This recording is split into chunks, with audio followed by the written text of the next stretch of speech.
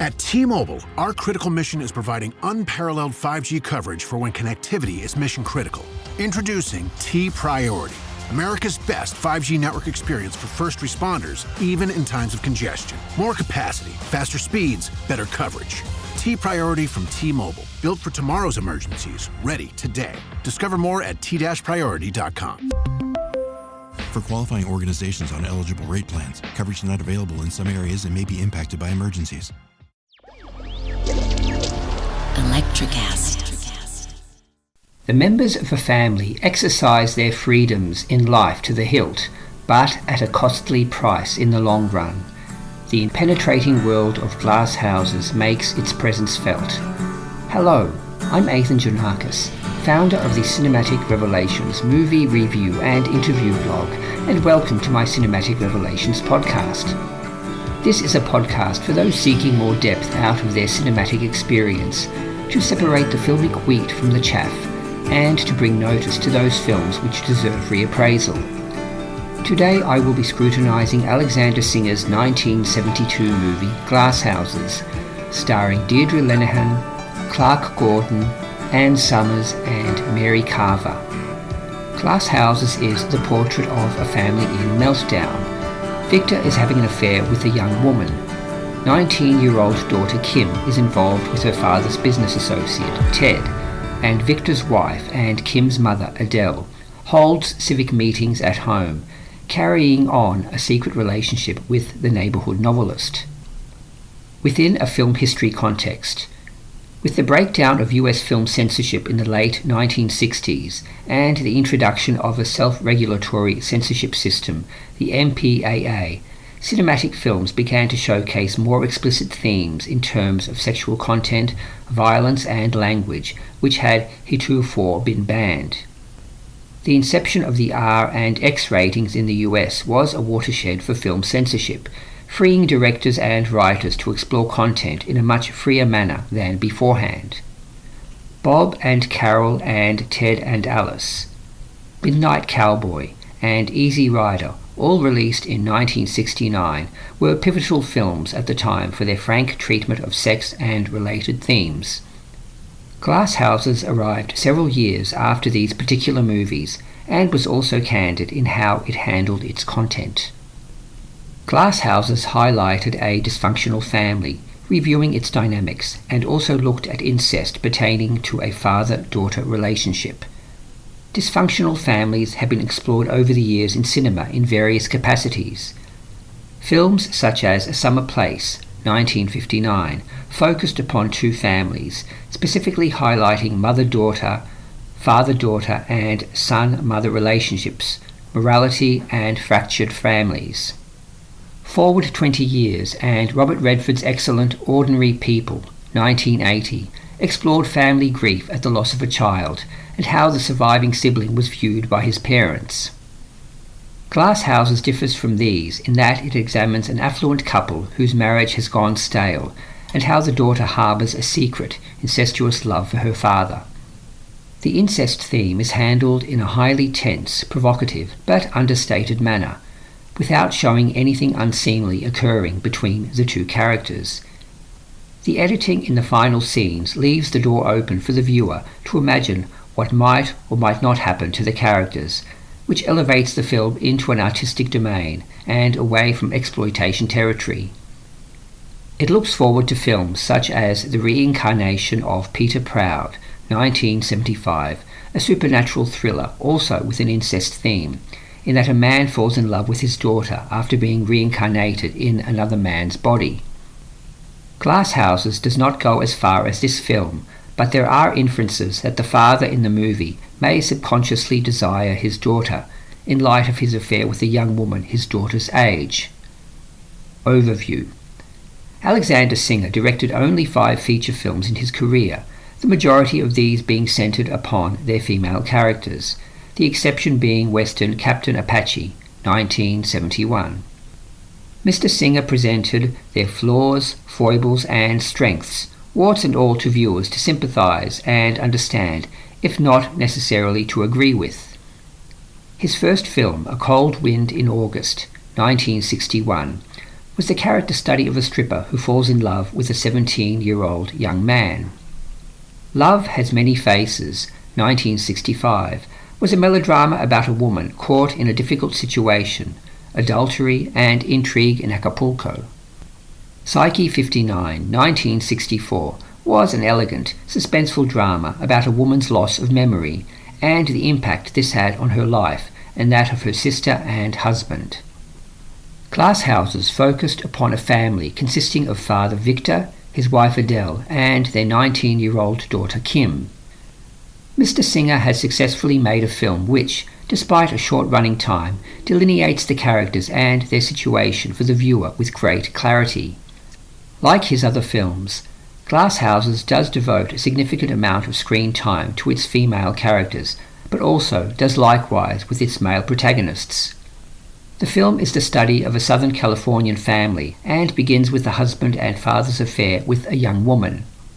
Taking place over the span of approximately 2 days, the action shows Victor coming home after a late-night tryst and his cooling relationship with wife Adele the next morning, as witnessed by him kissing her on the cheek rather than on the lips. Their daughter, Kim, watched her father return home from his clandestine affair the night before and countless times prior, and makes sure her mother knows what is going on the next day. The most intense scenes in the film involve Kim, who knows exactly how to push both her mother and her father's buttons. The mother-daughter, father-daughter relationships are presented by the director as alternately tenuous, tragic, but very relatable. Glass Houses has elements of drama, comedy, and suspense, the director skillfully weaving these together without the film ever being uneven.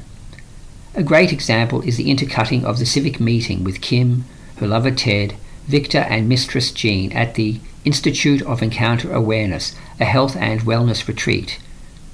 The relative calm of the retreat, with people relaxing or getting their feelings out in the open, in therapy sessions, is contrasted with the raucous civic meeting, where a variety of people from all walks of life voice their concerns about community issues and the environment, morality, and people's quality of life.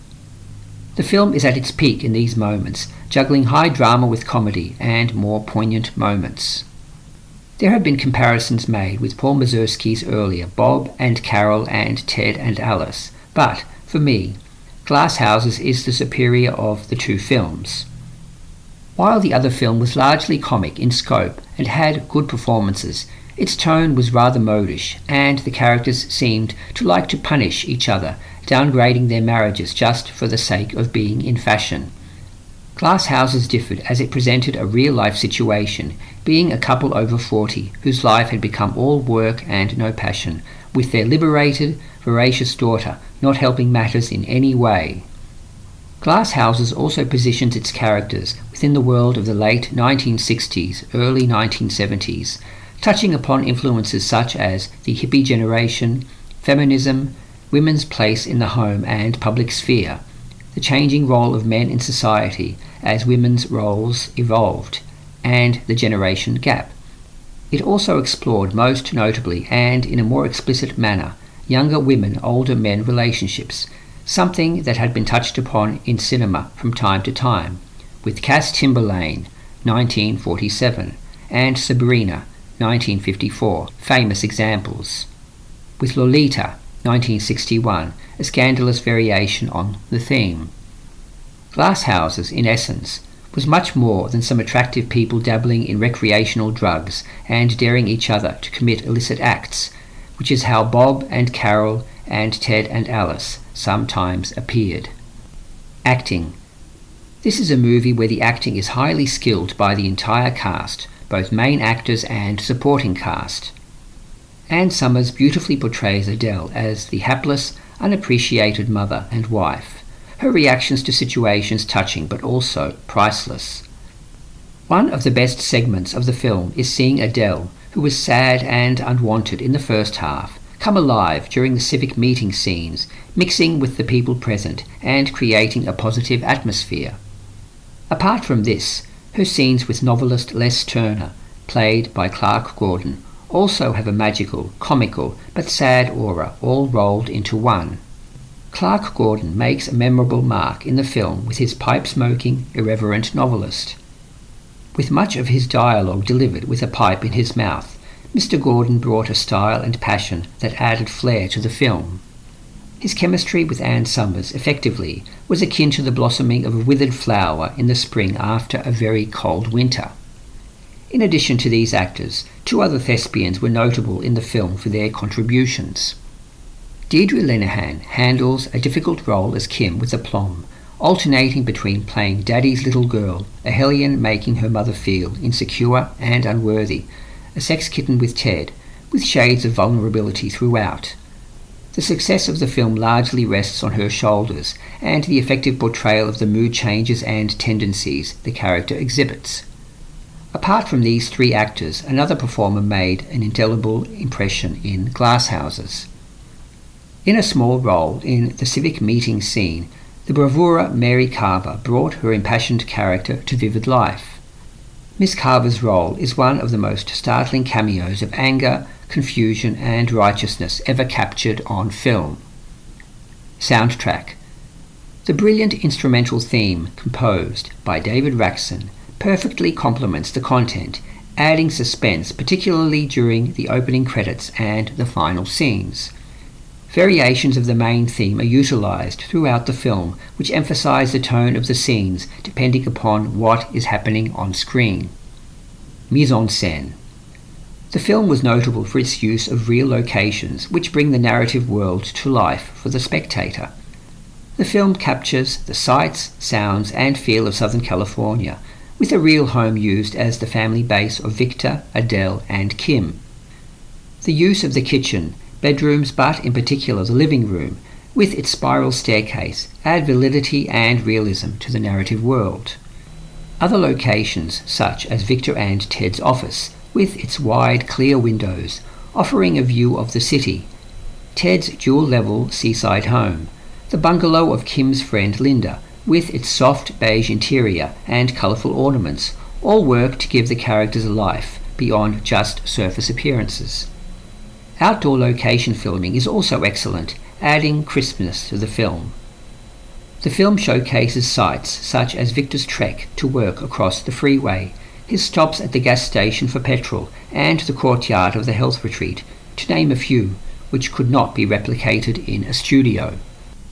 Notable performances in my opinion were by Ann Summers, Deirdre Lenihan, Mary Carver and Clarke Gordon. Is the film suitable for young viewers? No, as there are adult themes, sexual themes and language, and female nudity. I award Glasshouses an A grade, as it is an original, perceptive movie. I hope that you have enjoyed my peek into the world of Glasshouses. In the next podcast, I will be exploring Michelangelo Antonioni's striking 1970 film, Zabriskie Point, starring Daria Halperin and Mark Frechette. You've been listening to the Cinematic Revelations podcast.